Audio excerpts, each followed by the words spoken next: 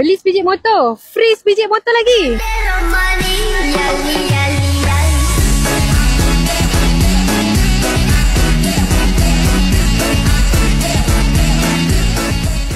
Geng, mana nak dapat? Dah lah muka RM8, motor pun murah. Dapat pula full aksesori. Ada handguard, ada crash bar, ada banyak lagi. Dapat lagi motor sebiji free. Takkan tak mau?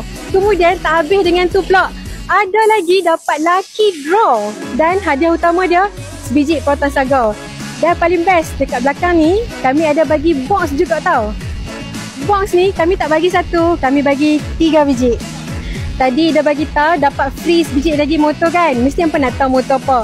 Kalau hampa nak tahu, hampa tekan beg biru dekat bawah, hampa isi dan Ida akan bagi tahu motor apa.